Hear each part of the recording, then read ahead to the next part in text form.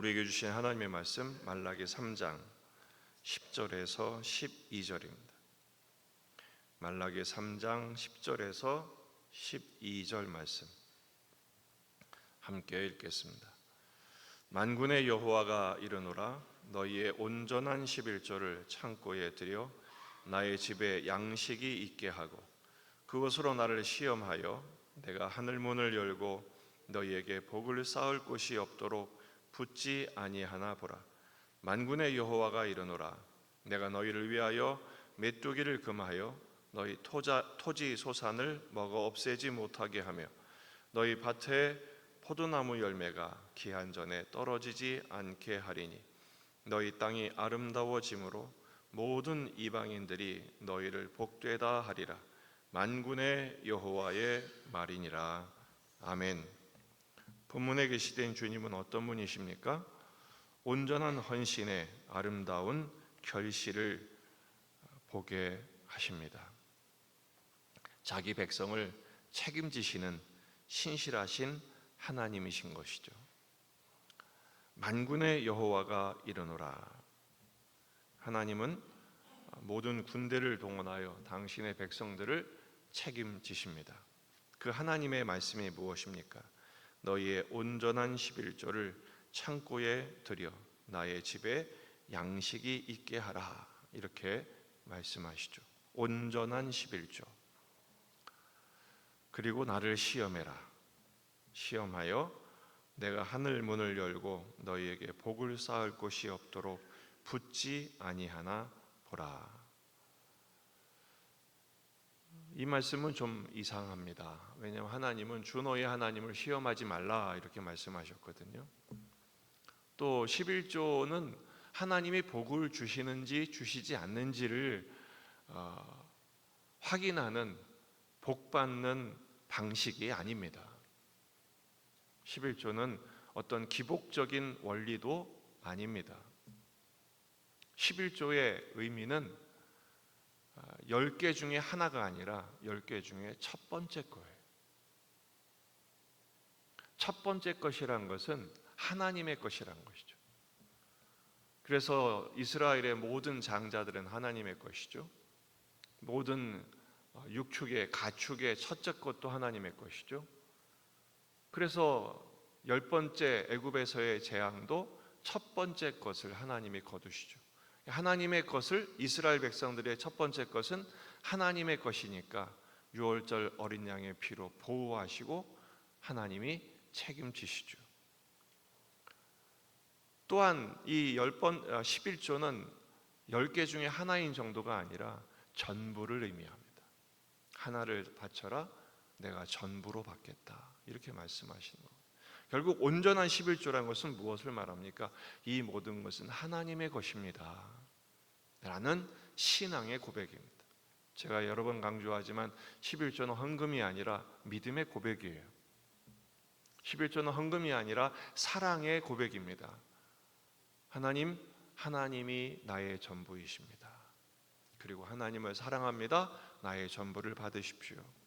온전한 신뢰요, 온전한 사랑의 예배자의 헌신인 것이죠. 그게 11조입니다. 그래서 11조는 헌금이 아니라 믿음의 고백이요, 사랑의 고백이요, 그리고 나의 아버지께서 먹여 살리시는 대로 살겠습니다라는 소망의 실천인 것입니다. 그렇게 될 때 하늘 아버지께서 당신의 백성들을 책임지시지 않겠느냐, 사랑으로 채우시지 않겠느냐, 바로 그 말씀을 하시는 것입니다. 하지만 이스라엘 백성들은 온전한 11조를 드리지 못했습니다. 그들은 11조를 하지 않은 게 아니에요. 했는데 온전하게 드리질 않았어요. 바쳤지만 제대로 드리질 않았습니다. 대충, 의무적으로 그렇게 한 것이죠. 결국 어떻게 됐습니까?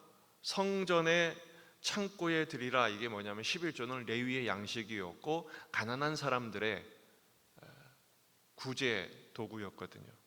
성전 양식이 부족해지니까 어떻게 됩니까? 제사장도 도망가고 레위도 도망가고 가난한 사람들은 더 핍절해지고, 이게 바로 성전 창고에 채워지는 11조가 바로 이스라엘의 영성의 바로미터와 같았어요. 그들은 온전한 11조를 드리지 못했죠. 그래서 성전 기능이 마비되고 결국 멸망을 당하고 심판을 당하고 만 것입니다. 하나님 말씀하시죠. 온전한 11조를 드리라. 그렇게 되면 하나님이 하나님 노릇 하시겠다라고 말씀하시는 거예요. 11절 만군의 여호와가 이르노라 내가 너희를 위하여 메뚜기를 금하여 너희 토지 소산을 먹어 없애지 못하게 하며 너희 밭에 포도나무 열매가 기한 전에 떨어지지 않게 하리니. 하나님이 금하신다, 꾸짖으신다는 거죠. 메뚜기가 어떤 역할을 합니까? 한번 메뚜기 떼가 지나가면 완전히 초토화가 되죠. 아무리 많은 것을 거둔들 무슨 소용이 있겠느냐라는 것입니다. 하나님이 그 모든 것을 막아서 아름다운 열매 맺게 하시고 포도 열매가 기한 전에 낙과가 되는 거예요. 태풍이 지나가고 가뭄이 지나가면 걷기 전에 전부 소실되는 일, 그런 일 없게 하시겠다는 것입니다. 그 결과가 뭡니까? 12절 너희 땅이 아름다워짐으로 모든 이방인들이 너희를 복되다 하리라. 너희를 복되다 하리라. 이방인들이 증언한다는 것입니다. 하나님이 당신들에게 주신 선물 참 아름답다라는 것이죠. 이 말은 무슨 말이에요? 너희들의 복됨을 통해서 하나님께 온전한 신뢰와 사랑의 헌신을 드리는 예배자들, 하나님께서 그 예배자들을 복되게 하심으로써 너희들이 이방인을 위한 선교의 모델이 되게 하시겠다라는 것입니다. 결국 11조가 뭐가 됩니까? 하나님의 선교의 방편이 되는 것입니다. 이 모든 것은 신명기 언약에 기초합니다. 신명기 언약이 뭡니까?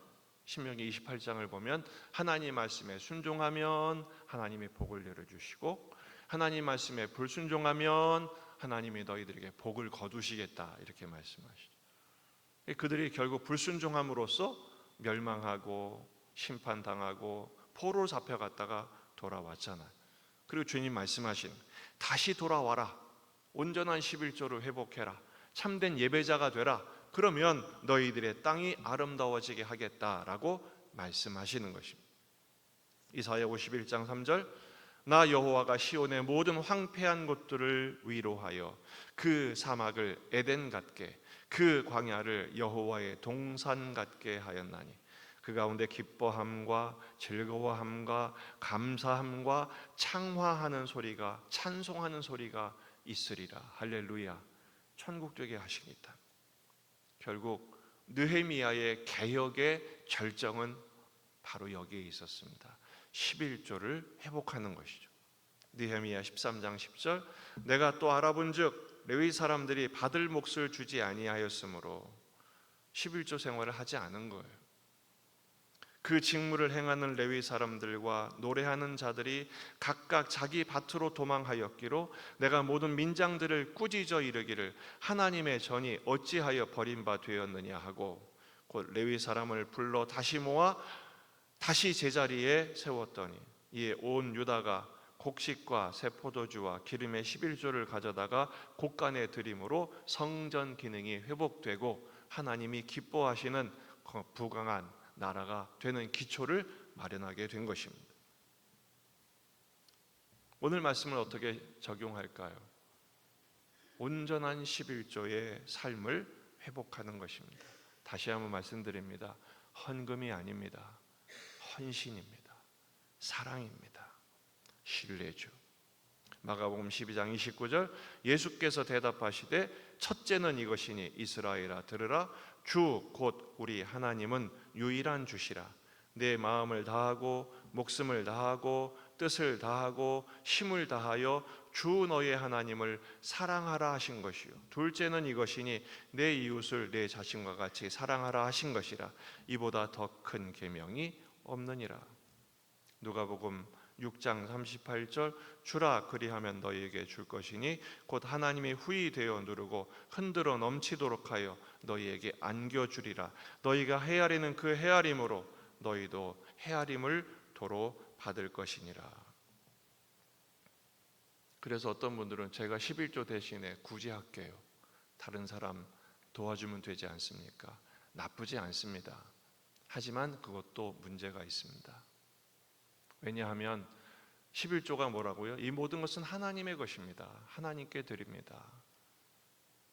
구제를 하시려면 교회에 11조를 하시고 교회가 구제하도록 하십시오. 왜 그게 문제가 되냐? 내 맘대로 하겠다는 거예요. 내 방식대로 하겠다는. 그건 뭐죠? 여전히 내가 주인이란 뜻입니다. 그것은 옳지 않습니다. 하나님이 하시게 하십시오. 교회가 하게 하십시오. 나는 하나님을 사랑하는 마음으로, 더욱 뜨거운 사랑으로 예물을 드리는 것이죠. 오늘 말씀은 11조를 하지 않는 사람에게만 하신 말씀이 아니에요. 11조를 하지 않는 사람들은 11조를 할 수 있는 믿음과 용기를 갖도록 주시는 말씀이고, 약속의 말씀이고, 11조를 하는 사람들에게도 주신 말씀입니다. 왜냐하면 11조가 쉬운 게 아니거든요. 많은 유혹이 있습니다. 도전이 있습니다. 어려운데 어떻게 해요?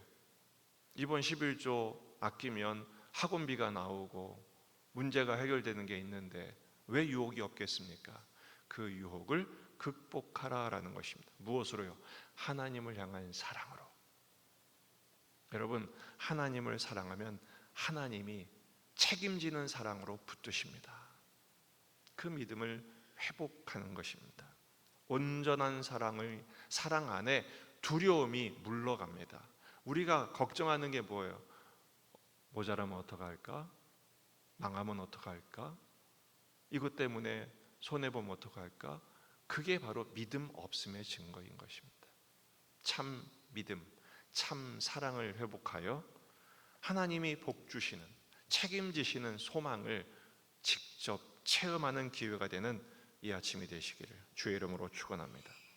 기도하시겠습니다. 말씀을 붙들고 우리 자신과 가정과 교회와 지역의 복음화, 민족의 복음화, 세계 복음화를 위해서, 환우들, 군에 있는 아들들, 수험생들을 위해서, 그리고 오늘 주신 숙제, 우리의 온전한 사랑과 헌신의 예배자가 되기 위하여 오늘 수요 예배가 있습니다. 또 많은 비로 수혜를 당하지 않도록 기도하십니다. 다 같이 기도합니다.